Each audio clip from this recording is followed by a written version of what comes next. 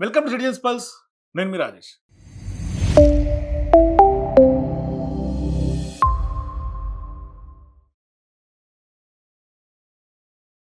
ఆంధ్రప్రదేశ్‌లో ఒకవైపు లడ్డు, తిరుమల లడ్డూకి సంబంధించి పెద్ద ఎత్తున చర్చ జరుగుతా ఉంది.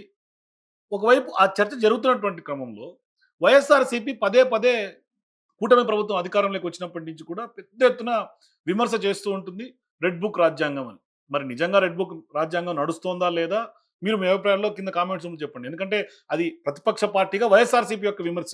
ఇది నేను చెప్తుంది కాదు.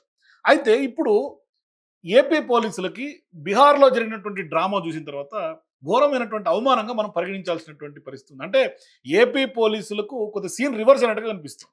అంటే అక్కడ అంటే చట్టాన్ని, న్యాయాన్ని పోలీసులు చేతిలోకి తీసుకొని కొంత బుల్డోజ్ చేసే విధంగా బీహార్‌లో ఎవరైతే గిరిజన ఐపీఎస్ ఉన్నారో సునీల్ నాయక్ ఆయన్ని అరెస్ట్ చేసేందుకు వెళ్లి చేతులు కాల్చుకున్నట్టుగా అయింది. నిజంగానే ఇప్పుడు పెద్ద ఎత్తున చర్చనీయాంశంగా మారింది. సరే ఏం జరిగింది? ఏంటి? దాని యొక్క స్టోరీ ఏంటి? ఇప్పుడు తాజాగా అదే ఐజీగా ఉన్నటువంటి సునీల్ నాయక్ రీసెంట్‌గా ఒక పోస్ట్ చేశాడు ట్విట్టర్‌లో. అది పెద్ద ఎత్తున చర్చనీయాంశంగా మారుతుంది. సో ఆయన ఏం చెప్తున్నాడు? ఇవన్నీ మనం ఇన్ డెప్త్‌గా మాట్లాడే ప్రయత్నం చేద్దాం. ముందుగా ఛానెల్‌ని సబ్స్క్రైబ్ చేసుకోండి.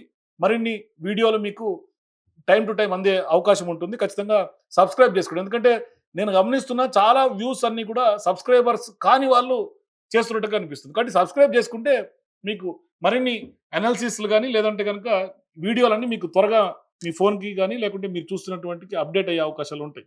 అయితే ప్రధానంగా ఆంధ్రప్రదేశ్‌లో నిజంగా ఏం జరుగుతుంది? ఎందుకంటే గిరిజన ఐపీఎస్ అధికారిగా ఉన్నటువంటి సునీల్ నాయక్‌ను అక్రమ అరెస్ట్ చేసే దిశగా ఎందుకు ఏపీ పోలీసులు బీహార్‌కి వెళ్లాల్సి వచ్చింది?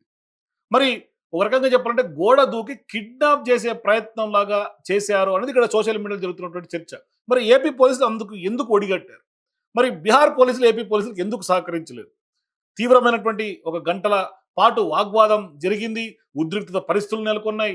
అక్కడ పెద్ద ఎత్తున హంగామా జరిగింది. అంటే దీనంతటికి మూల కారణం ఏంటంటే ఎఫ్ఐఆర్ లేదు, వారెంట్ లేదు, కేస్ డైరీ లేదు. మరి ఏపీ పోలీసులు ఎందుకు అరెస్ట్ చేయడానికి వెళ్లారు? అదే వాళ్ళ యొక్క ఆ యొక్క ప్యాట్రన్‌ని అక్కడ కోర్ట్ కూడా తప్పుపట్టినటువంటి పరిస్థితి. అరెస్ట్‌కి కోర్టు అంగీకరించలా. రిజెక్ట్ చేసింది. దీంతో ఇప్పుడు తీవ్రమైనటువంటి అవమానం ఏపీ పోలీసులకి అక్కడ బీహార్‌లో జరిగినటువంటి సిట్యుయేషన్. మరి ఏం జరిగింది? ఎందుకంటే బీహార్ ఏపీ పోలీసులు వెళ్ళినటువంటి నేపథ్యంలో కోర్టు చాలా సీరియస్‌గా పరిగణించింది. ఒకానొక సందర్భంలో మీరు ఐజీ సునీల్ నాయక్‌ని అరెస్ట్ చేయడం కాదు, మిమ్మల్నే అరెస్ట్ చేయాల్సినటువంటి పరిస్థితి వస్తుంది అంటూ కూడా కోర్టు హెచ్చరించింది. మరి అంత స్థాయికి ఎందుకు వెళ్లాల్సి వచ్చింది అక్కడ జరిగినటువంటి పరిస్థితి? మరి నిజంగానే ఇప్పుడు ఈ ఈ యొక్క పరిణామం చూస్తుంటే వైఎస్ఆర్‌సీపీ చెప్పినట్టుగా నిజంగానే రెడ్ బుక్ రాజ్యాంగం ఏమైనా అక్కడ అవలంబిస్తున్నారా? అనేది కొంత డౌట్ కొడుతోంది. మరి బీహార్‌లో అక్కడ జైళ్ల శాఖకు సంబంధించి అక్కడ విధులు నిర్వహిస్తున్నటువంటి గిరిజన ఐపీఎస్ ఐజీ స్థాయి అధికారి ఆయన అరెస్ట్ చేసేందుకు పోలీసులు అత్యుత్సాహం చూపించారు బీహార్‌కి వెళ్లి మరి. అంటే ఆయన తెల్లవారుజామున ఆయన ఇంటికి వెళ్ళటం, పాట్నాలో గోడ దూకి ఆయన ఇంట్లోకి వెళ్ళిపోవటం, ఎస్పీ దామోదర్ అట ఆయన టీం పెద్ద ఎత్తున వాళ్ళ ఇంటికి వెళ్ళటం, అరెస్ట్ చేసేందుకు వెళ్ళటం. ఇదంతా కూడా సీన్ రివర్స్ అయింది అక్కడ ఒక రకంగా చెప్పాలంటే. వాళ్ళ ఏపీ పోలీసుల యొక్క వ్యవహారం, అక్కడ పోలీస్ యంత్రాంగం, అక్కడ కోర్టులు, అక్కడ చట్టాలు మొత్తం బీహార్ గడ్డంతా ఒకటైపోయింది. తిప్పి పంపించినాయి. లాస్ట్ ఏపీ పోలీసులు అక్కడి నుంచి వాళ్ళ చేతులు ఏమీ చేయలేక ఎందుకంటే అక్కడ వారెంట్ లేకుండా అరెస్ట్ చేయడానికి లేదు. ఇట్లా ఎనక్కొచ్చింది. ఎందుకంటే ఎఫ్ఐఆర్‌లో ఆయన పేరు లేదు, కేస్ డైరీ లేదు, స్థానిక కోర్టు నుంచి వారెంట్స్ లేవు. ఇవేవీ లేకుండా ఏ ఒక్క సామాన్యుని కూడా అరెస్ట్ చేయడానికి లేదు. అట్లాంటిది ఒక ఐపీఎస్ స్థాయిలో ఉన్నటువంటి ఐజీ స్థాయిలో ఉన్నటువంటి అధికారిని అరెస్ట్ చేయడానికి ఇక్కడ పోలీసులు వెళ్లారు అంటే మరి బీహార్‌కి వెళ్ళటం ఎందుకు? ఏం జరిగింది? మరి సునీల్ నాయక్‌ను అరెస్ట్ ఎందుకు అక్కడ పోలీసులు ఆహ్, అక్కడ అనుమతించలేదు? మరి ట్రాన్సిట్ వారెంట్ కూడా జారీ చేసే పరిస్థితి లేకుండా అక్కడ సివిల్ కోర్ట్ కూడా చాలా సీరియస్ అయినటువంటి పరిస్థితి కనిపిస్తుంది. మరి త్రిపుల్ ఆర్ వ్యవహారంలో ఎందుకు సునీల్ నాయక్‌ని అరెస్ట్ చేసేందుకు ఏపీ పోలీసులు ఒడిగట్టారు?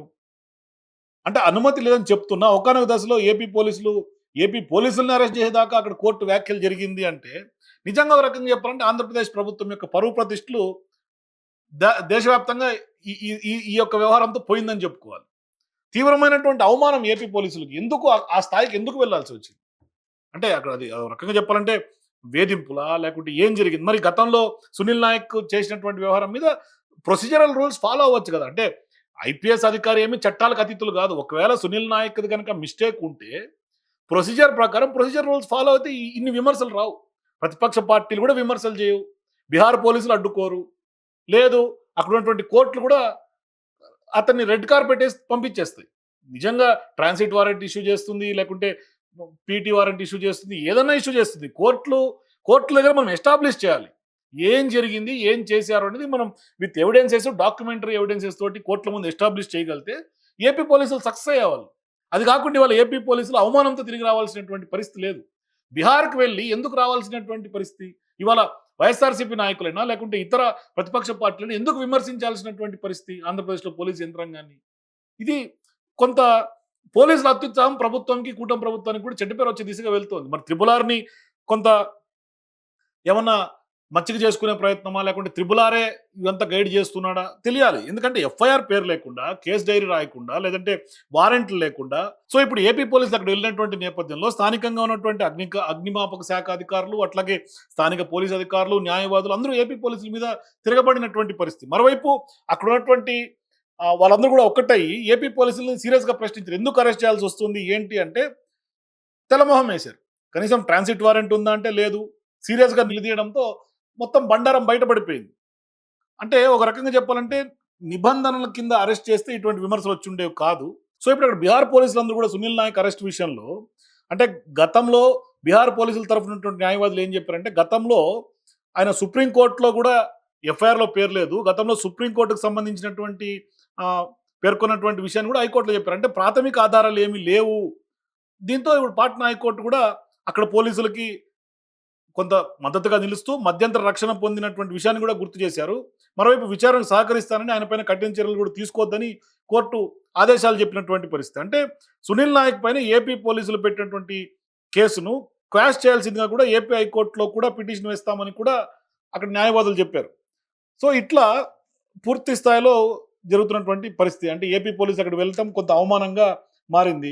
అసలు ఏపీ పోలీసు అక్కడికి ఎందుకు వెళ్ళాల్సి వచ్చింది అంటే అయితే ఈయన గతంలో ఇదే ఐపీఎస్ సునీల్ నాయక్ డెప్యుటేషన్‌లో అప్పుడు వైఎస్ఆర్‌సీపీ ప్రభుత్వంలో ఆయన సీఐడీ డీఐజీగా పనిచేసినటువంటి నెపంతో గతంలో త్రిపుల్ ఆర్‌కి సంబంధించినటువంటి కేసులు గాని, ఇటువంటి అన్ని కేసుల్లో కూడా ఈయన కీలక పాత్ర ఉంది అనేది ఆంధ్రప్రదేశ్ పోలీసులు చెప్తున్నారు. మరోవైపు త్రిపుల్ ఆర్‌కి సంబంధించి గుంటూరులో ఆల్రెడీ గుంటూరు నగరపాలెం పోలీస్ స్టేషన్‌లో కేసు కూడా నమోదైంది అనేది తెలుస్తా ఉంది. దీంతోటి ఇప్పుడు ఈయన్ని అరెస్ట్ చేసి తీసుకొచ్చే దిశగా ఆంధ్రప్రదేశ్ పోలీసులు అయితే కసరత్తు చేస్తున్నారు. సో గతంలో ఇప్పుడు ప్రస్తుతం ఆయన బీహార్‌లో అగ్నిమాపక శాఖకు సంబంధించి హోమ్ గార్డ్స్ విభాగంకు సంబంధించి ఐజీగా పనిచేస్తున్నారు.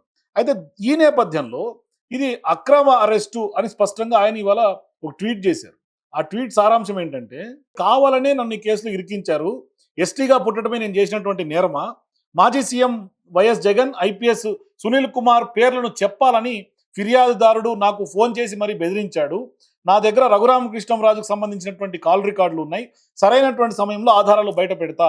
త్రిపుల్ ఆర్ కాల్ డేటా బయటికి వస్తే ఎంతమందిని బెదిరిస్తారో తెలుస్తుంది అంటూ కూడా సునీల్ నాయక్ చేసినటువంటి ఒక ట్వీట్.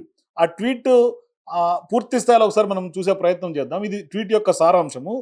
ఆ ట్వీట్‌లో స్పష్టంగా క్లియర్‌గా మెన్షన్ చేసి ఉంది అంతా కూడా. Is caste my crime, is being born as an ST a sin, is it unbearable for some to see people from smaller communities rise to high offices. In the 2024 FIR, my name was not there. I was deliberately dragged into 2021 incident in which I had no role.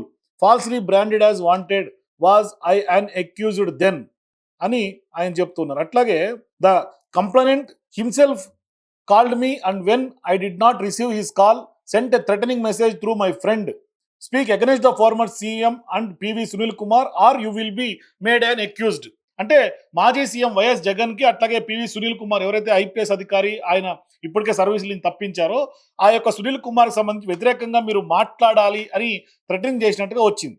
So if the triple R call data records are made public it will reveal how many were pressurised and influenced, many were deliberately implicated in this case. So చాలా మంది బండారం బయటపడే అవకాశం ఉంటుంది triple ఆర్కి సంబంధించినటువంటి audio call records బయటకు వస్తే. So నేను నాయక్‌గా పుట్టడమే నేను చేసినటువంటి నేరమా? అంటే తక్కువ జాతిలో పుట్టడమే నేను చేసినటువంటి నేరమా? లేకుంటే మేము ఐపీఎస్ అధికారులుగా ఉండటం మేము చేసినటువంటి నేరమా లేకుంటే మా పాపమా అంటూ కూడా ఆయన సంచలన ట్వీట్ గా మనం చెప్పొచ్చు. ఖచ్చితంగా ఆయన ట్వీట్ లో ప్రశ్నిస్తారు. మొత్తం మీద ఆంధ్రప్రదేశ్ పోలీసులు బీహార్‌కు వెళ్ళేటటువంటి నేపథ్యంలో పెద్ద ఎత్తున దుమారం రేగుతా ఉంది. ఇదొక దేశవ్యాప్త చర్చకు దారి తీసేది స్పష్టంగా చెప్పొచ్చు. సో చూద్దాం మరి ఏపీ పోలీసులు భవిష్యత్తులో ఎటువంటి చర్యలకు ఒడిగడతారు, ఇంకా ఈ కేసులో ఏం జరుగుతుంది త్రిబుల్ ఆర్ కేసు విషయంలో అనేది వెయిట్ చేసి చూద్దాం. సో ఇప్పుడు ఏపీ పోలీసులు బీహార్‌కు వెళ్లి వెనుదిరిగి రావటాన్ని ఎట్లా చూడాలి? ఎందుకంటే కోర్టులు తప్పుపడుతున్నాయి. అక్కడ ఉన్నటువంటి న్యాయవాదులు, పోలీస్ శాఖ కూడా అభ్యంతరం వ్యక్తం చేస్తున్నటువంటి నేపథ్యంలో నిజంగానే దీన్ని అక్రమ అరెస్ట్‌గా చూడాలా? లేకుంటే ఏ విధంగా చూడాలి? మీ అభిప్రాయాల కింద నాకు కామెంట్స్ రూమ్‌లో తెలియజేయండి. For more videos please watch citizens pulse.